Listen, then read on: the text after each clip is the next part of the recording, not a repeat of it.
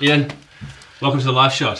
Thanks for having me. It's a pleasure to be here. No, thanks for coming, bro. It's really awesome. And I want to show the listeners and the watchers that Ian's got this awesome book, Restoring Balance.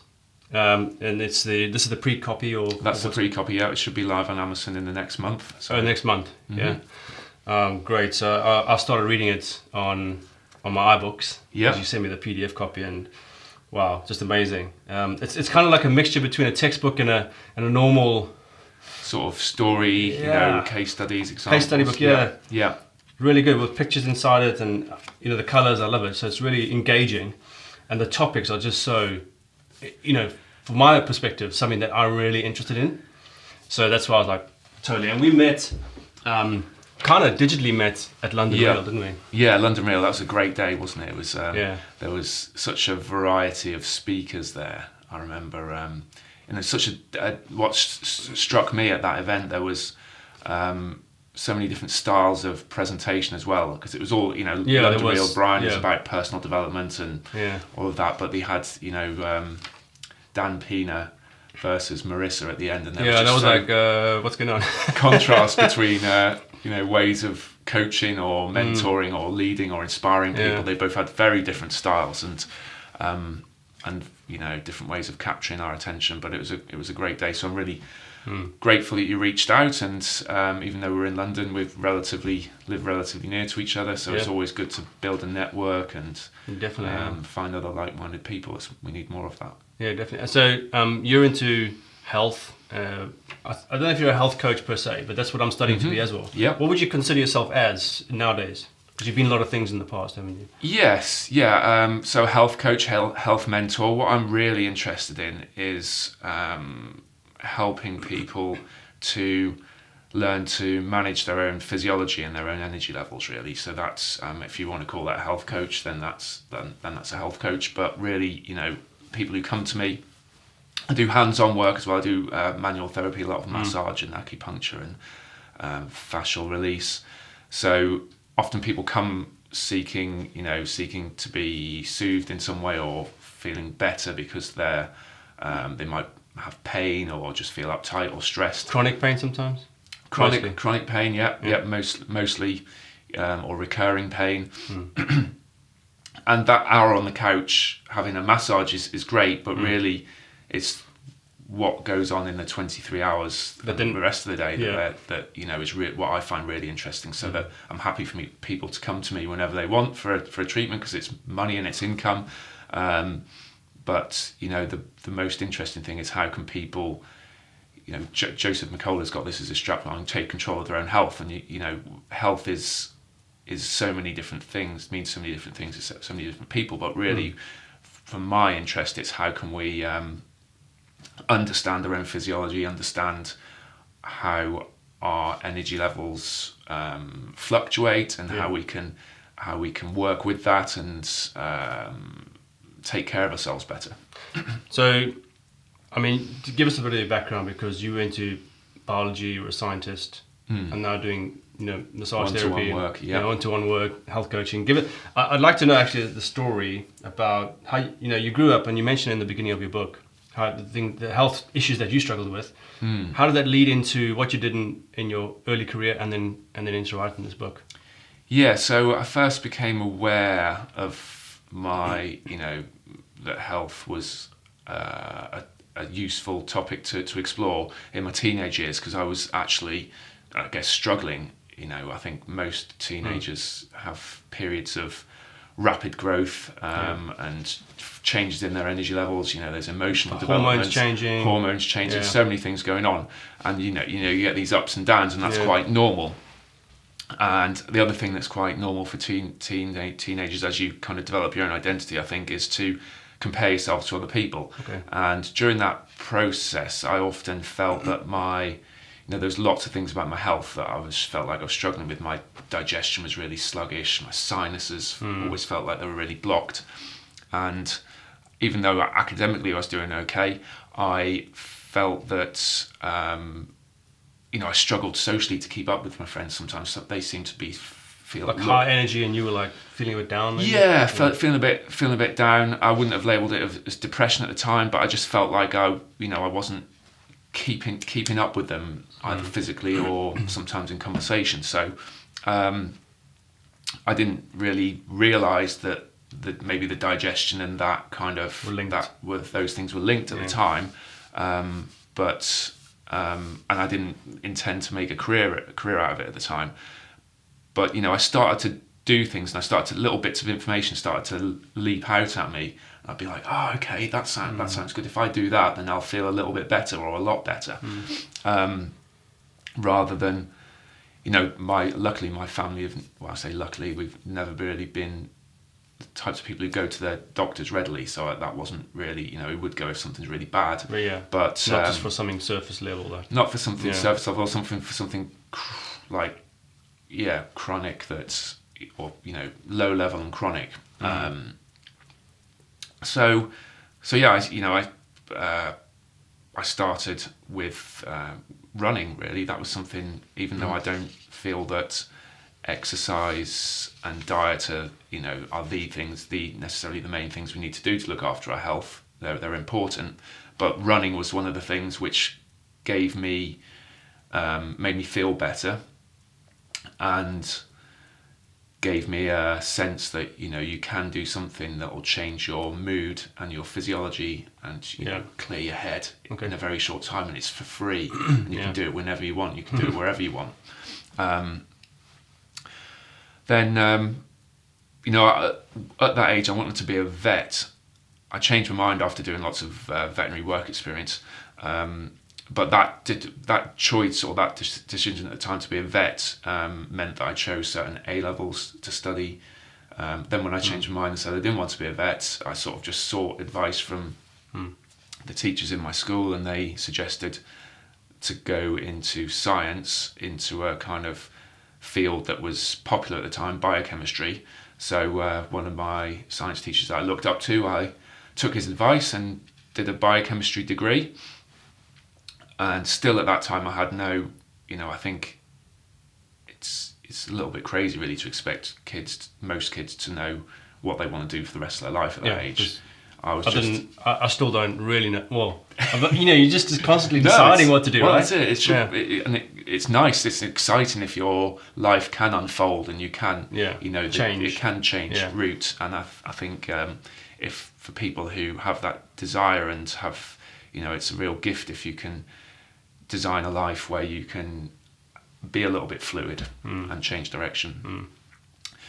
So I did the biochemistry, and I got towards the end of that, and I did a bit of soul searching at university, and realised that actually what I really cared about at that time was the environment. I looked back and thought about what all the most fun times I had, the best memories I had as a child, and they usually involved being outside, getting muddy, hands in the ground, the smell of being in the forest, playing in the woods with my friends, getting lost in fields. So that's, or when you go on holiday with family, it's the sort of the more outdoors wilderness times that really stood out to me. So I was very aware of environmental issues, even at a young age. I had an affinity with forests and the rainforests and the issues with them. This is before the big hoo-ha, as it's... Well, I think there's a big hoo-ha now, absolutely. But growing over the years, isn't it? It's been growing over the years, and the issue of deforestation and the World Wildlife Fund. I remember doing a sponsored kind of walk for them when I was young, doing litter, the Keep Britain Tidy campaign. Even though that's not these days we've got climate change and big issues like that, but our environment and the Keep Britain Tidy campaign was something which came into our schools. So all those little influences, they spoke to me, I guess. So as it came towards the end of my degree, I was thinking, well, I've ended up doing this degree because I chose these A levels, and that was because I want to be a vet. So, but I don't really know what I want to do. So I thought, okay, can I do something to do with the environment with this degree? And one of my supervisors said, how's about a PhD? Because then you can, work in science, and there's all this whole thing of, at the time, something called bioremediation, which is using bacteria to, this is one of the things it can be used for, bacteria to break down like oil spills or something like that in the ocean. So I thought, that sounds like a pretty cool application of what I've studied to do. Then an offer is one of these moments when you get offered something. I got an offer by a different undergraduate supervisor to move he was moving his lab up to Edinburgh and do a PhD. And it wasn't in anything to do with environment, it was to do with immunology. And he had this, it was fully funded. What's immunology? So immunology is the study of our immune system. Mm-hmm.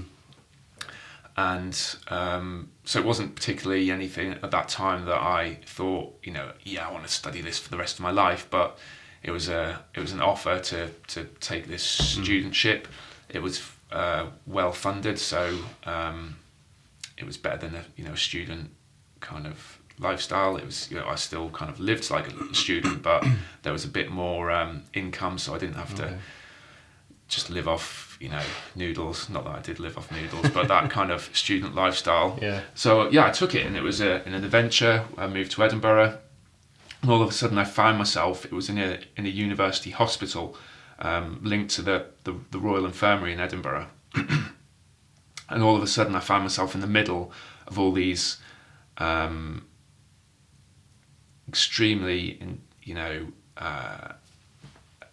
people experts in their field. So they were some of them who I was training, doing my PhD alongside with.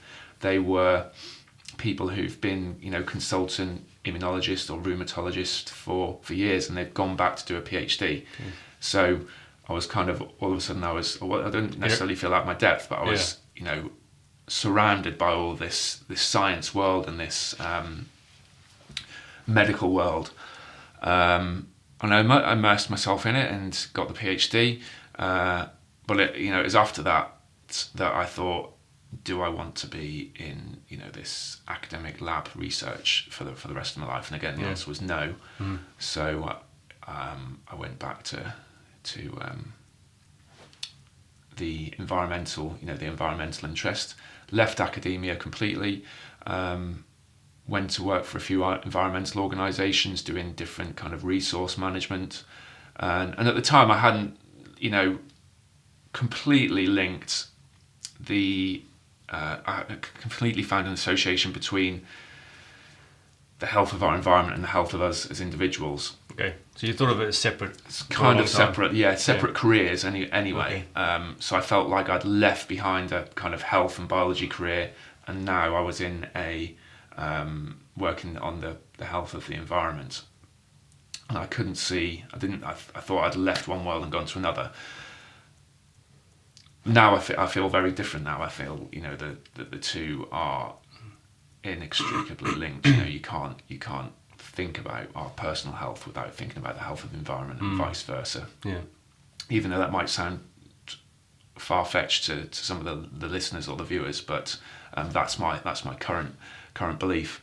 But still, there was still a bit of a gap between where I was and where I am now. So it's when I ended up working for an environmental charity, and it became quite a desk-based job. So I was sat in front of a computer a lot of the time. How did that feel?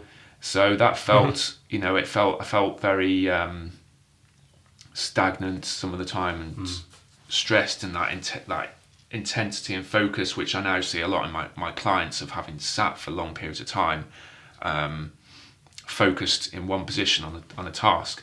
And sure, they you have meetings to go to and trips out to see colleagues and clients and so on, but the majority of the time was sat staring at a screen with or on a phone in an office with lots of other equipment around you. How long did you do that for then? Did you not long, or?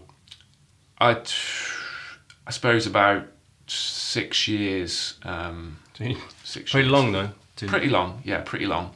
But during that time, I decided to train as a massage therapist. So I did that in my kind of evenings and weekends, and started to build up a small client base.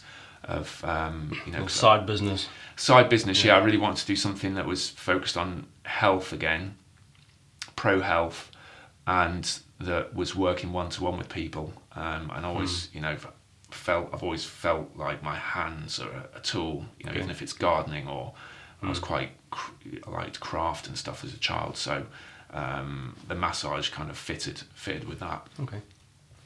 And then, in more recent years, I trained to be a health coach in 2008.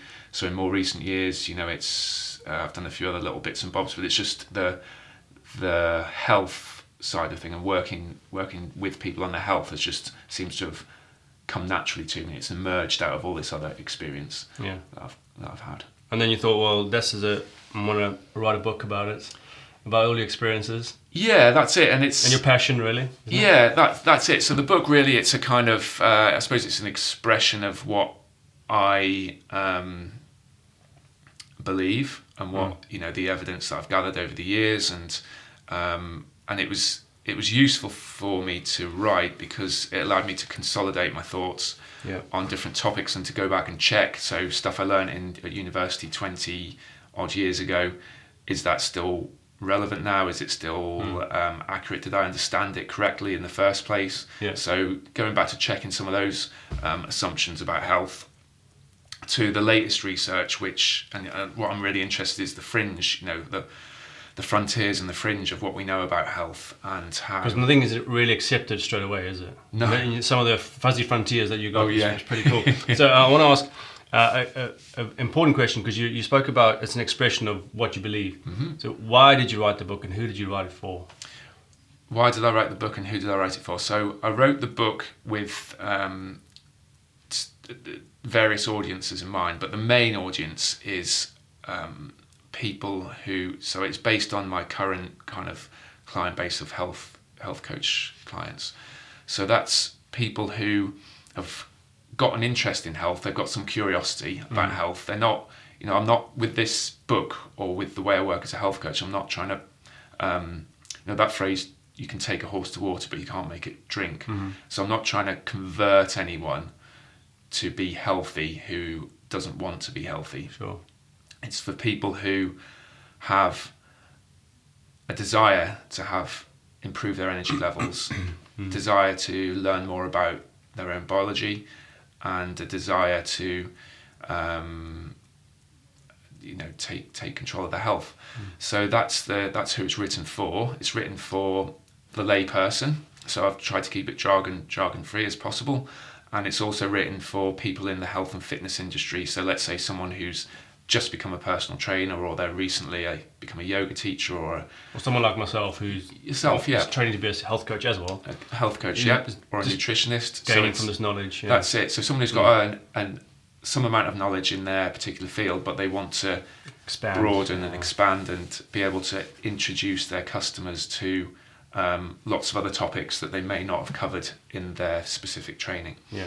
So, and for me, that's what health is about. It's not about doing one thing. It's about balancing out lots of different factors in the long term. Things we have to do for the rest of our life, really. Yeah, and I like the book in that it's written in a very balanced way, even though it's called Restoring Balance. But you it's very not diplomatic, but balanced. It's not like saying it's not extreme views, should we say. It's like, okay, let's weigh this all up, let's be reasonable, and let's look at the facts. So that's what I'm enjoyed about the book. And I think, the woman who edited the book, Lorna Howarth, who I've worked with previously in an environmental organisation, I asked her to choose a title for the book, and she came up with a list, and that one stood out to me. But and I think also it reflects, that idea of not having extreme views. That reflects where I am personally as well in my health journey. So I have been quite extreme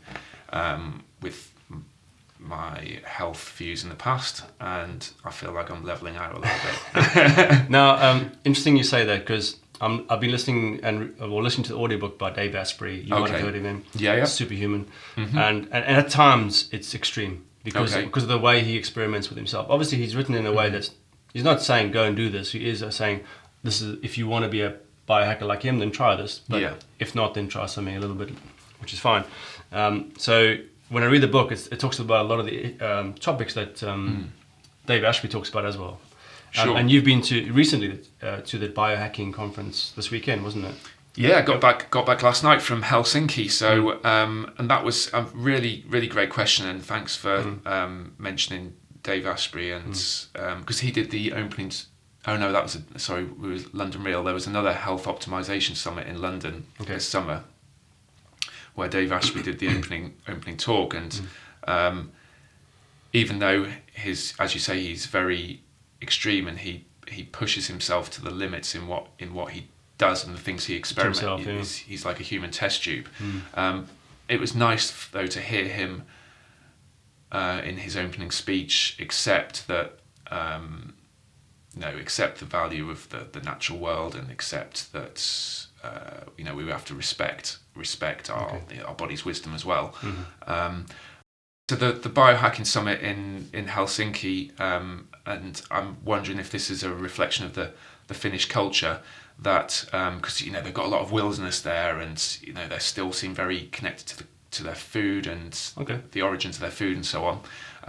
But that biohacking summit, there was a real, even though if we're going to hack our biology, we're all hacking our biology all the time. Every time you have a cup of coffee, or every time we do some exercise, we're hacking ourselves to a certain extent.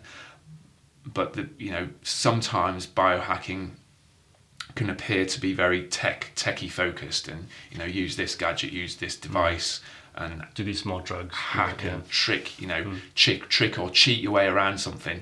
Which there's nothing inherently wrong with doing those things, but from my opinion, those tools, we should use them. We live in an unnatural world at the moment with what we create in terms of cities and towns and our living culture. Indoors, artificial light, those types of things. So not that we didn't live indoors previously, but just that our indoor environment is so it's stimulating. Exactly. So it's reasonable to think we need to use some hacks as well, maybe to counteract that. But it's really nice to hear at the summit that even the top biohackers there, some of them were saying that they find they need to use less gadgets and less hacks when they go and spend time in nature. Their body settle and find its own balance. And all the branding at that biohacking summit and the imagery they used around had a kind of clear nature kind of focus.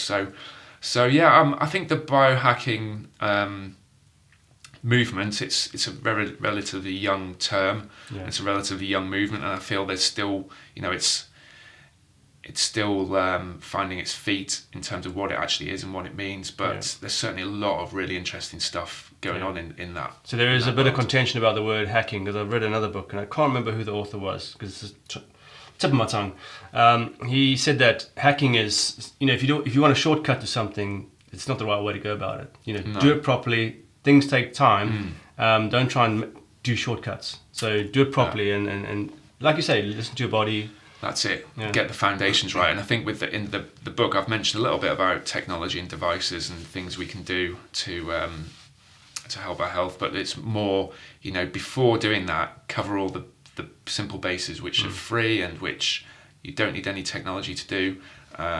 Get all those sorted first, or try all those, give them a good go, and then physiology will be even better without any technology. Then if you need to tweak things, or you want to kind of enhance things, or hack something for a few days because you've got a busy few days, then do that. But the 80-90% of the time, if we just do the basics, then most people are notice the benefit. Yeah, because in Dave's book, he talks about just for a brief period of time, he needed to be mentally more agile. So he took these smart drugs, which is probably exactly what you're saying. So if we could jump into some of these topics, because living longer is kind of what we just spoke about, biohacking in a way. Yeah. Although, what's your thoughts on living longer, and do you want to live longer? Do I want to live longer? I certainly want to live longer than today. So yeah, I want to have in that sense, a long life. To borrow a phrase from, I don't know if you've come across Dr. Stephen Gundry. Yes. So his one of his phrases is, I want to die young at a very old age. Okay. And what he means by that is to, feel young no matter what age you are. And my girlfriend, her gran is turning 100 this Thursday.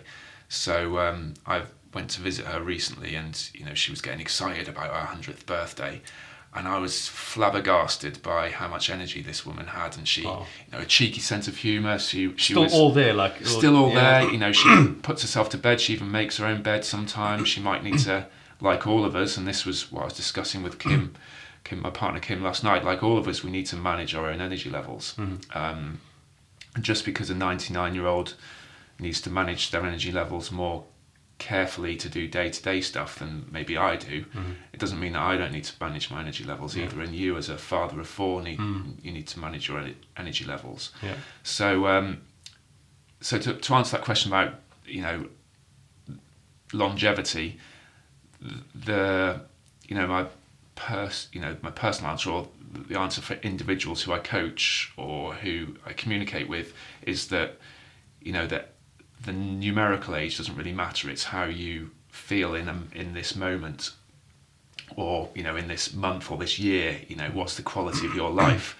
And if the quality of life's good and you're still enthusiastic about your friendships and your family and your purpose in life, then why not live as long as you want to live? Or I think there's another more ethical question, or a moral question, or a philosophical question that we as humans maybe should be asking about life extension. Because some guys go to the extreme, like they don't want to die at all, right? Yeah. That's questionable to me. It's questionable, yeah. And it's there has been, you look outside, going back to nature, you look at the renewal and the regeneration process. It's dying and rising, dying and rising away. Yeah. Making space for something new to come. Yeah. And that's the evolutionary process. And even though it's sad to think that we die, it's part of life, right? Part of life, and we never truly die. Our impact lives on, and our legacy lives on in many different ways. So, I don't know the answer to that, but I think it's an interesting thing to discuss. It'd be a whole podcast, or you can have a whole kind of symposium on this topic of the ethics and morality of longevity. But from a day-to-day practical point of view, for me it's the quality of life and how you want to feel right now at any stage in your life. Yeah, because for me, I think a reasonable number for myself personally, if someone was asked me, I'd say 120 would be good. But feeling like I'm 60. Yeah. You know what I mean? Yeah. Or even 50. Though I don't know what feeling 60 looks like. Yeah, because I'm not there yet. But I can imagine that, because I'm 42 now and I still feel pretty young, because I'm trying to keep myself fit and agile and mobile. So I still feel like I'm in my 30s. Yeah. Or 20s, late 20s, And the things I could do in my late 20s, I can do now still. So there's 20 years That's on. It, yeah. Or say 15 years on. And maybe there are things you'll be able to do in your 40s that you couldn't do in your 20s and 30s. And the way we live our lives can get better, I think, as we get older. It certainly does for me. So information I want to talk to you about, because it was something I've read about a few times and I just glossed over, like, I don't have information, it's not concerning me. But actually, I think everyone is prone to inflammation because you could be eating the wrong types of food and it's giving you inflammation even though you don't feel it. So I for example, don't have arthritis, or something that's a physical... Yeah. Although, I think what I've noticed is that when I do eat yeast or gluten, because whenever I eat bread, I get gas. And then I thought, something said to me, your gas is probably inflammation. Is that true? Because I'm getting gas when I don't know if it's bloating necessarily, but I think that's inflammation by eating something that my gut is not really happy with. I mean, there could be an inflammatory component to that. It's hard to say what where in your digestive tract exactly that gas or bloating is coming from. But the thing about the inflammation is, when do we call inflammation traditionally in medical textbooks? It's defined by a set of symptoms. So and that is the hallmarks of inflammation. So for example, heat, redness, swelling.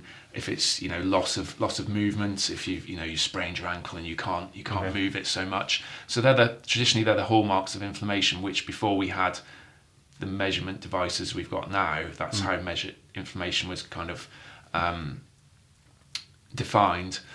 And if you think of the word inflammation, inflamed, flame, that fire, hot. So it's a case of having too much fire in the fire sort of energy in the body. Now, inflammation can be good if we're fighting a cold, or if we, that beginning repair stage when you sprain your ankle, inflammation is actually really useful. It's like the firefighting service coming, or not the firefighting, the emergency services coming in to deal with an issue. So it's good in that sense. But this, that question of am I inflamed or not, it's a sliding scale, this inflammation. If we really ask what is inflammation, what is the fire, what is that element, then it goes back to this balance between something called oxidation and reduction. So oxidation is when things become oxidized in the body. So and that's really what burning and fire is. So when you burn a piece of wood, or even when something, when a bit of metal goes rusty, that's oxidation. Oxidation.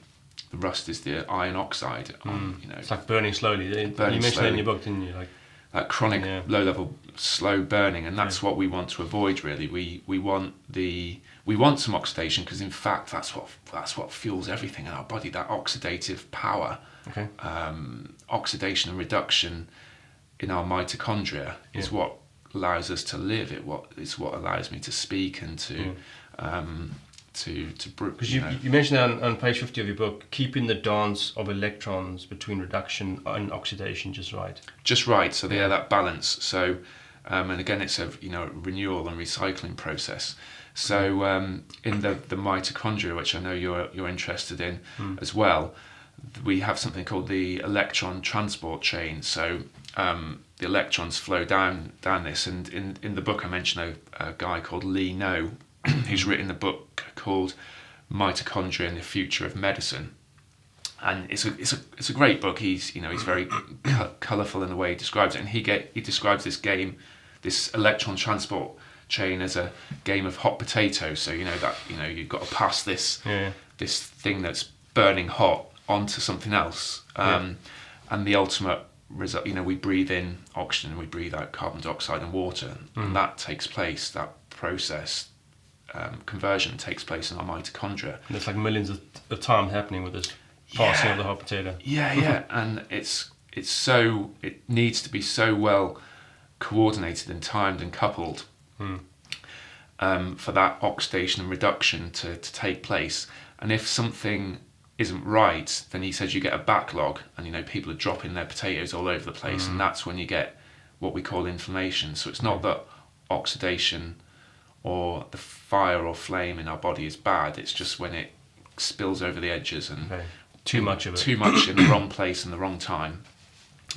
So then we have to ask, what do we need to do to support ourselves so that we've got just the right amount of fire, because you're too little is no good either, and you get all these metabolic disorders. And I recently heard of a phrase called, have you heard of oxidative stress?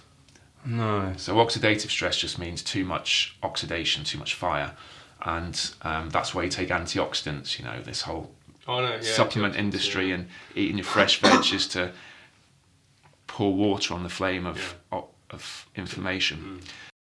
What's less well known of is reductive stress. So if we have too much reduction, too much quenching of the fire, then that's not good for us either.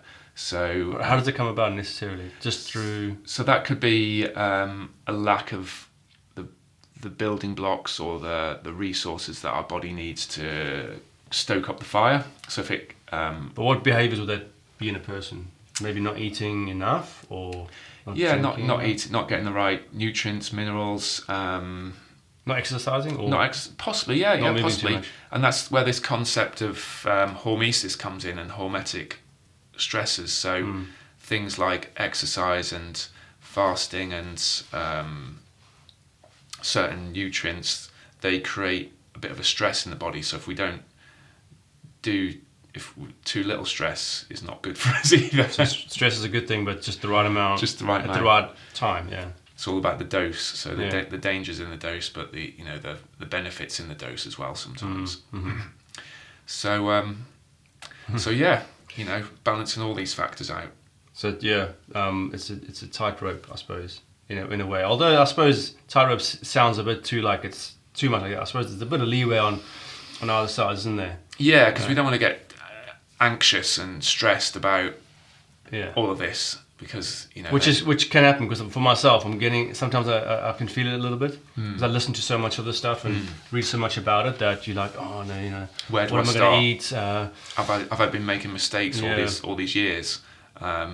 So, and I think that's one of my criticisms really of the whole the health and wellness movement, is sometimes because there's so many of us, and I'm one of them who's they want to make your name in the industry or have a product or something. So there's always this urgency or this desire to stand out from everyone else and say this is the way, and this is my approach, and this is my supplement or product. But when, as a consumer, when you're faced with all these thousands of options and conflicting pieces of information, that becomes confusing. And stressful. And to stand out as well, they often have to dramatise their, create division and dramatise their opinion to stand out from the rest, which then can often, you're saying this is one way and I'm going to demonise the other way, and then if the other person has been using this other way, then that can create anxiety. So yeah, that's something to be aware of, and something to check in on ourselves, not to get stressed, and to think, actually, I'm probably doing, this isn't the case for everyone. Some people are in, a state of dire straits, but for most of us, most of us are doing okay. Really. Yeah. Oh, that's probably why we're living a little bit longer. Yes. Yeah. So I want to talk about, you spoke about it a little bit earlier, when you got your hands in the soil, get into nature. And I suppose it's because it depends on what you're researching at the time, what you're looking for. But I found a lot of stuff about barefoot running and barefoot walking now. And so I started to think, I should get back into having bare feet. I got to maybe say one. Oh yeah, very good. Feet, yeah. And we've got this slate here on the floor, so that'll probably be. Although it's on wood, I think. Oh, is it? Yeah, oh, I think okay. the whole floor's wood. Okay. But I should have brought my grounding mat for you. Yeah, and I heard about it's a grounding mat business. But when I was growing up, 5 years old, when I left Rhodesia, and the country name changed to Zimbabwe at the time. Okay. And I remember always being out in the dirt, coming home full of mud, barefoot everywhere. And then when we moved to South Africa, same thing. I suppose the climate is, there's no excuse really, because the summers here are beautiful anyway, so in England, so you should get up barefoot, right? But we spent a lot of time barefoot. And in fact, the Afrikaans culture in South Africa, especially up in the northern parts of the country, they walk barefoot to school. Then they do school barefoot. Really? The Afrikaans culture. Wow. Yeah. And the English culture is always like, that's a bit weird. But it's a cultural thing. And when I first moved to this village in 2010, I remember one summer walking barefoot on the pavement, and a lot of people were looking at me. I could feel people looking at me. Yeah. So it's kind of like, what are you doing? Why you got no shoes on? And you can hear the comments as well. Yes. Yeah. Yeah. There's a kind of stigma associated with it. It's I think in the 60s with the hippies and the barefoot hippies and all that. And I'm the first to confess to being a barefoot hippie at heart anyway. So there is it is weird. It's I suppose partly climatic differences as well. So it's in colder climates, it's people need to maybe cover their feet more to protect against the elements. But certainly, it's not seen as normal. Things are changing. There's been a few articles. I can't remember which cricket team. One of their coaches this year was one of the county cricket teams. It was in the national newspapers. It was a world. Might have been Australia. I can't remember. One of their coaches got the team to walk barefoot around the cricket pitch before the matches, and it was for that health benefit reason. Gwyneth Paltrow has been kind of reported to walk barefoot. So, but what interests me is, and hopefully the listeners and the viewers, is the actual research showing that it creates physiological changes when we connect to the earth. So many things happen in the body, and there's a soothing effect on the body. It quenches inflammation, and this isn't just the research. There are double-blinded studies to confirm this, and what I mean by double-blinded, for those who aren't familiar, is that the people being studied, in the subjects of the research, are split into groups, and the people being tested don't know whether they're having really grounded or not, and the people who are recording the measurements don't know which group are being grounded and aren't. So then you're not getting any, there's no bias, and the placebo effect can be controlled for. And when you test in that way, you show that compared to mock grounding or not grounding, then changes happen in our body when we connect to the earth. And recently there was, in the last couple of years, there was a study done on premature babies. So, and premature babies are often put in incubators with lots of electrical equipment around them. And it's well known that the electromagnetic fields given off from these incubating equipment and the test equipment stresses the newborn, the premature baby's nervous system. And you can measure the change in a normal kind of way that you use a Fitbit to measure heart rate variability. You can see the heart rate variability of these newborn infants. So in this experiment, they grounded the babies or mock grounded them. And again, so they were lying on something that was a grounding sheet or not. And that's exactly it. And they found that in the ones that were truly grounded, then their heart rate variability was shifted more towards what's the calming side, so the parasympathetic. The sympathetic and parasympathetic there too. So it was shifted more towards the healthier tone. And the significance of that is that, although it's not proven for grounding yet, that it's known that parasympathetic sympathetic tone of a newborn infant premature will determine how likely it is to survive. So it's major. Especially and for them. For them, and also for, they're a test model really for this effect of electromagnetic fields on human health, which is very controversial at the moment. But so that's, I've gone into it a little bit in the book, and I'm writing more on the website when it's launched about this whole, because I would encourage anyone listening or watching to go out in the countryside and away from technology and to get barefoot, when you're at the beach, go in the water. But there is some concerns, and I don't know all the, I haven't formed a final opinion about this, about using grounding technology. So what I mean by that is a mat that conducts electricity to ground yourself when we can't ground ourselves naturally. So as we're sitting here on a wooden floor, then you'd use a grounding mat to via a wire to connect to the earth. Now the concerns about that some people have are that when there's lots of man-made electric fields around, that it kind of turns our body into an antenna, and it's more of a stress on the body. So instead of doing good, it might do bad. Might do bad.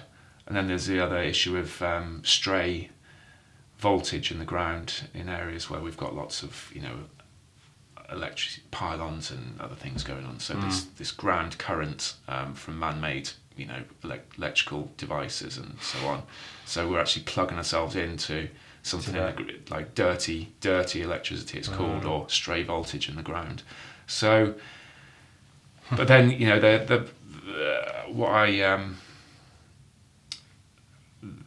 there's a guy called Gaëtan Chevalier, a French guy who's done a lot of study on grounding, and he says that even in his opinion, it's even safe to ground in these environments. And so if you're in a city, maybe in a city, because we're in the villages, it's quite rural. It's rural, yeah. There's not too much going on, in terms of intense industry or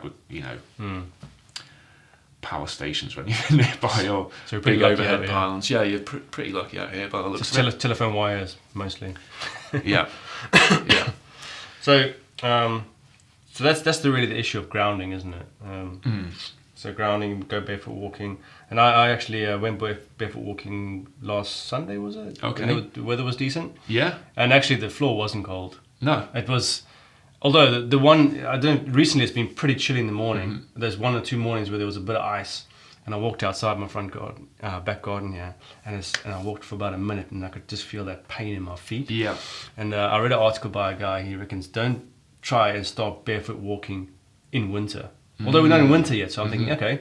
But you still got ice, so so I thought, okay, let me not go too extreme, because I tend to jump into things. And so I said, okay, I'll let me be reasonable. When it's really cold on the ground, I'm not going to do it. But when it's it was 13 degrees that day, and the ground was beautiful actually. Just walking on those dirt paths and and as long as you're you're keeping your core temperature warm, keeping your body wrapped up, then it's maybe not so bad. That when I did a level 2 of the with the Czech Institute health coaching, and the instructor there, she's from Australia, I can't remember, but she got us to go out in winter when there was ice on the floor to do some Tai Chi meditation barefoot. Wow. And it started off painful, but then after 5 or 10 minutes, it wasn't numbing from a frostbite point of view, but it was, you get a different type of warmth. So I think you do have to build it up. You do have to build the tolerance up if you want to do that sort of thing. And like you say, don't go crazy. Definitely don't go crazy, because you might end up giving yourself chilblains. But I often find people are surprise themselves about how much they can tolerate. So my wife struggles from Raynaud's, or used to in the past, and I'm not sure if she's getting better or not. But is there a way we could start to manage that through, functional medicine, through food itself, and exercise and our environment? Is there a way we can start to alleviate things that we've thought we've just had, and that's the way life is? Sure. Yeah, absolutely. So I've suffered from Raynaud's as well. I still have it, mild Raynaud's, and there are ways to manage it. And there's, as you said, through what we eat, and so really, Raynaud's is an issue of, in our extremities, the circulation cutting off too soon, you could say, or cutting off in a way that causes pain and restricted blood flow. So some supplements will increase circulation. Beetroot, for example, or beetroot extracts, fermented beetroot powder, and contain a lot of nitrates, or you can just make beetroot juice, and that's a blood vessel dilator. Lots of herbs are good for circulation. Even cacao is a blood vessel dilator. So it's possibly things that you can foods like that, and then also getting the mineral balance right. So all the essential vitamins and minerals, and then you've got techniques. So breathing techniques have been shown to help with Raynaud's. Have you heard of Wim Hof? You probably have heard of Wim Hof. So started his thing in January. Oh, did you? Still doing it. The online course, or just the fundamentals? So I do it most mornings. Yeah. I think he gives some different exercises to deal with Raynaud's, different than his normal breathing technique. I think he admits that it's a slightly different situation for the extremities, but he does a kind of building up your tolerance by dipping your hands in bottles of ice and keeping the rest of the body out. So lots to, but that principle of, are there things we can do to treat conditions that most people or mainstream healthcare might say are it's just the way it is, right? Just the way it is, or you might need surgery or medication or something like that. Then certainly there's always a way to at least try and do something yourself. Improve your life in a way that you don't have to be a victim of that. But I suppose saying that, it's kind of like I don't want to put the blame on it. Obviously, we don't blame people. Like if you got Raynaud's, you got Raynaud's, right? It's not saying that you can get rid of it necessarily, but it's just looking for ways to improve maybe the situation, because you just said you still got it, but you look for ways to improve that. So, how does in your coaching with the people one-to-one, do you? So we're talking about habits now, because habits are, we sometimes you wake up and you get this bowl of cereal because it's a habit. Yep. And you just, I've always been doing that, right? So how do you coach people through habit change? That's just kind of like a natural thing, like to move on to habits that are better. Because I suppose they've got to realize that those habits that they might be doing are not good habits. They might be bad for their health. So how do you approach that with clients? Absolutely, and I think that, as you said, that realization is the key. So rather than a coach or someone saying to someone, right, do this thing because it's good for you and just trust me. Some people might respond to that, but the majority of people, even if they do listen to them and make the change, it won't last very long. Yeah, it'll be like a week or two and then give up. That's it. Too hard. Habits are really powerful. They have a really good function. They allow us just to do things on autopilot without having to think about it, and it's like they're like little apps that run in the background and then help us out. Autopilot, absolutely. So we should thank our habits in a sense. They make life so much easier. So, but to help people realise that, or I would say to give them a desire to develop a new habit or give up an old habit. That's the real key for me. So that desire, and that's why in the coaching I spend so long on the visioning stage of the coaching with people. So is that about bringing out what they want in life generally first? So if you know what you want in life generally and have a sense of purpose, whatever that, for some people their purpose may be their career or their family or their friends or their their hobby. But to really spend time reflecting and connecting on your purpose, and then seeing how health and your habits relate to that. Is it supporting you in your ability to what you want and what you're doing right now? What you're doing right now, getting to where you want to be. Yeah, precisely. Yeah. So those are the first questions, and then when you've got that figured out, this is what I want. These things are supporting me. These things aren't. So I need to address these things that aren't and add in other things. Once you've identified all of those things, then we have to look at how to make that habit happen. And I've sort of developed a trinity called curiosity, capacity, and confidence for creating long-lasting habits. So we talked about curiosity at the beginning of the interview. That's I became curious about health, and that's partly something that's inherent in people. If you don't have the curiosity, it is like taking a horse to water and it won't drink. But providing people have got the curiosity, you can feed that with some capacity and confidence. So the capacity comes in the form of knowledge. So if I didn't have knowledge before about why my habit was preventing me from living my life according to my purpose, then you just carry on doing it. Yeah. So you have to develop the knowledge capacity. But information alone isn't enough. You have to feel confident enough to act on it. Okay. A lot of people have the knowledge that it'd be good for them to, let's say, give up smoking or to lose weight, and they might know that a fasting diet might help them do that. But it's actually doing it is the confidence, the confidence side. So the confidence comes in the form of these are tried and tested techniques. You can trust this approach, and you've got the ability. You have got the power and the ability to do it.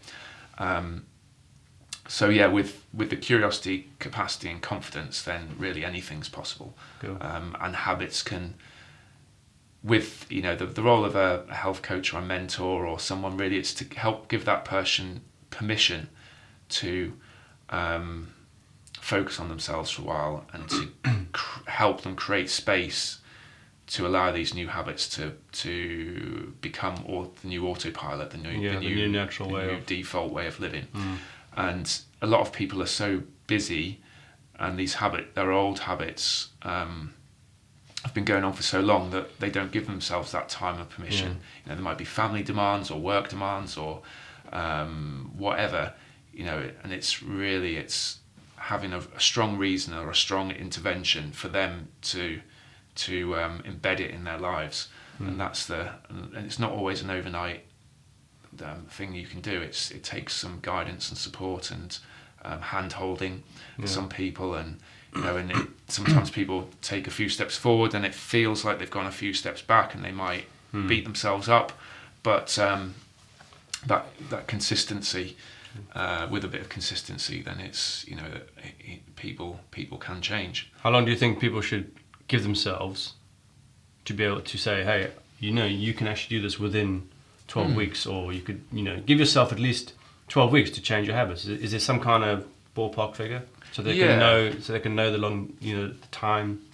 Well, I think there are these kind of stats around, aren't there, that it takes about 21 days to change a habit. But in terms of health or a health issue or a challenge, then that really is down to the individual. So, and it has to be realistic. And in the first proper session I have with clients, that's one of the questions I ask. So for their, you know, I ask them what's their gut feeling of how long it's going to take for them to achieve their goal. They might intuitively know. They might intuitively know, but also it's a chance for me to gauge from them how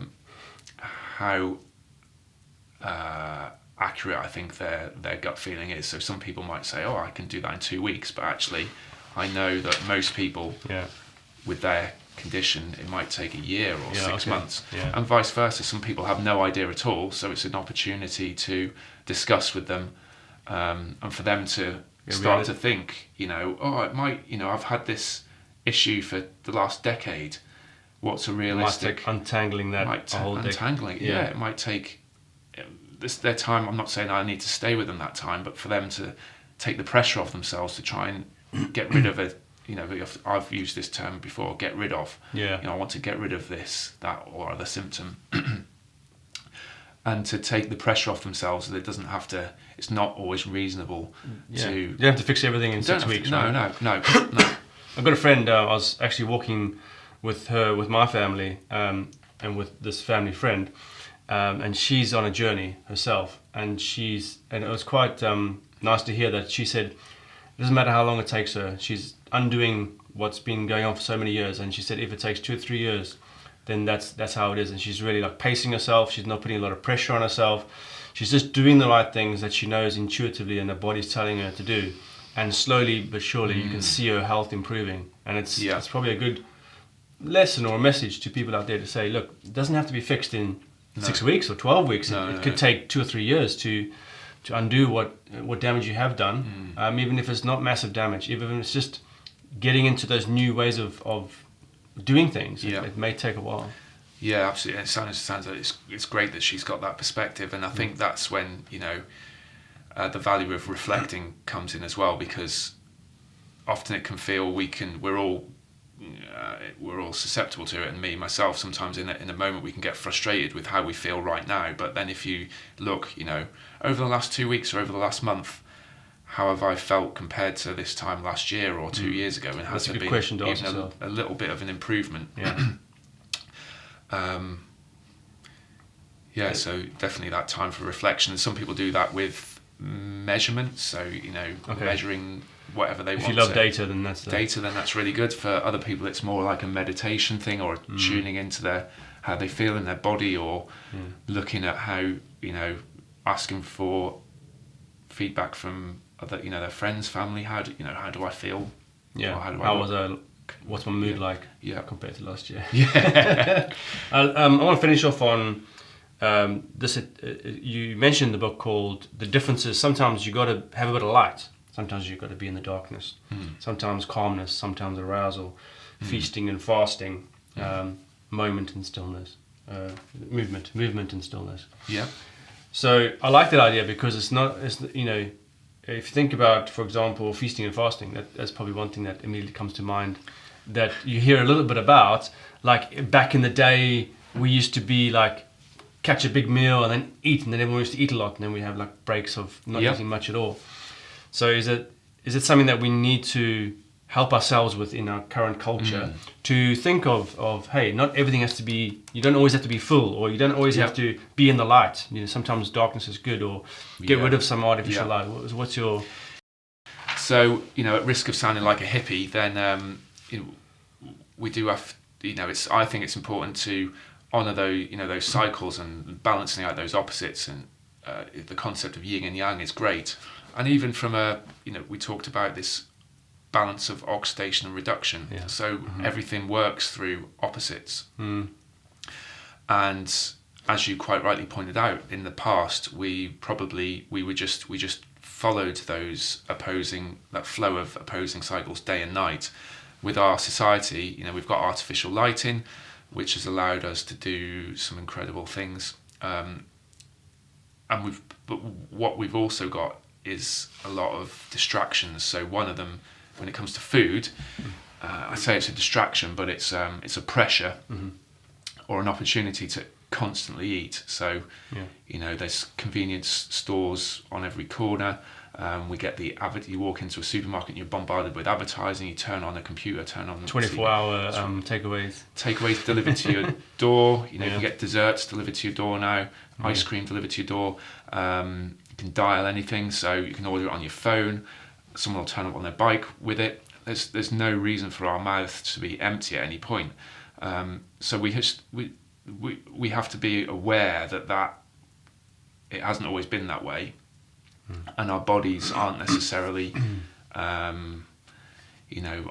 bodies maybe benefit from a longer rest from food than what's normal in society these days. And I know there's, it's I'm a big fan of Dr. McCullough, and he's interviewed a guy who, an American body clock researcher, circadian rhythm researcher, who conducted some research on Americans, and he found out that it was something really high percentage, something like 90%. Don't quote me on that, but 90% of them are eating for more than 12 hours a day. So what that means is that they're eating after 8 o'clock in the morning, 8 o'clock in the evening, let's say, and eating their breakfast before the 12 hours in the morning, before the 12 hours is up. Which I'd guess there's a lot of people in the UK who've done that, and I've maybe done it in the past. But by that isn't how. It doesn't need to be that way, really, and our bodies benefit. If you have a longer period, 16 hours maybe.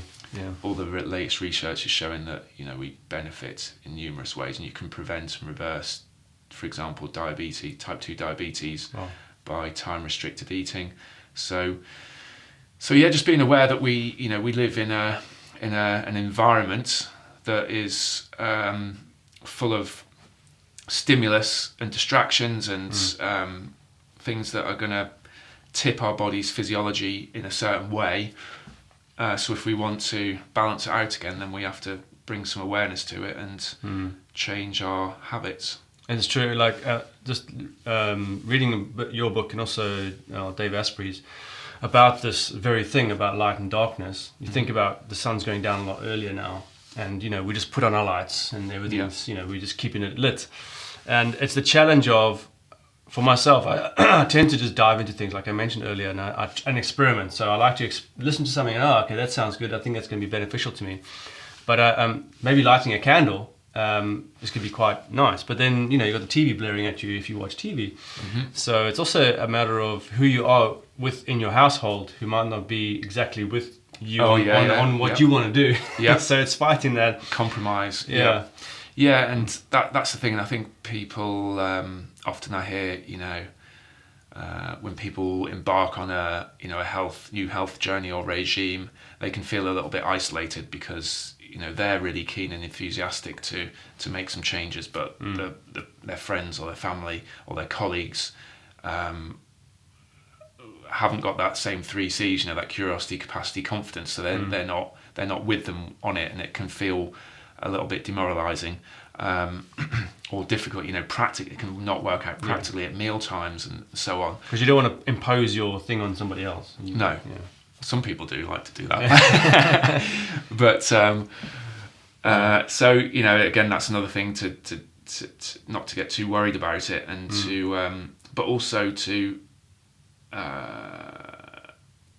not let that hold them back as well. So it might not be possible to make all the changes with the friends and the family and the colleagues, but they're still, doing things when you can, or if they there's this whole banter and people taking the mickey out of them for wearing their blue light blocking glasses, or changing why you're eating all those vegetables, all of a sudden, they can feel a little bit ashamed about it. So just having that confidence that why you're doing it, and you won't be able to make all the changes you want overnight. Yeah. And there's no need to convert everyone else in the world to do it. You're doing it for yourself primarily, so that you can feel better in the world.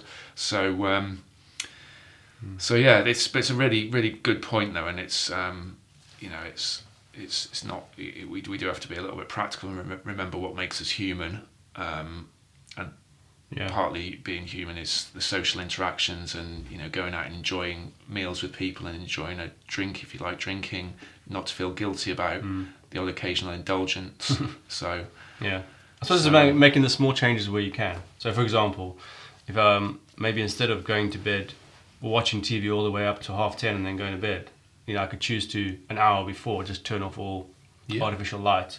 And then at least for that hour before bed, I've excluded all artificial light. So maybe it's just a small change that you can make, and that's not really going to affect anybody else in your household to the point where they're like, no, you're messing up my life now. Exactly. Yeah, there's those compromises, and even the blue light blocking apps on phones, and like you say, as long as they're happy to have the change in lighting, you don't have to make it pitch black. It's just a slight change. We can wear these blue light blocking glasses if a partner or if someone else has a TV on. So there's an ideal choice, and then there's a second best choice, suboptimal choice, and they're both better than doing nothing at all. Nothing at all. Yeah. Perfect. Ian, it's been great having you on the LifeShot podcast today, and I wish you all the best with that book. Thank you very much. When is it coming out? Hopefully next month. So, maybe this month. We're in November 2019 at the moment, so it'll be on Amazon very, very soon. There'll be a Kindle edition, a full colour edition, and black and white as well. And my website, restoringbalanced.life, you can already sign up to the newsletter. And then audiobook launched. Or maybe if you want, you can narrate it if you want. Well, no, I was thinking I've got all the equipment. You can do it. Oh yeah. But yeah, it'd be good. But thanks a lot. Thanks for being on. It's been an absolute pleasure. Great to connect with you, and I hope we can speak more again. Definitely. There's always so much to talk about. There is, isn't there? Yeah. All right.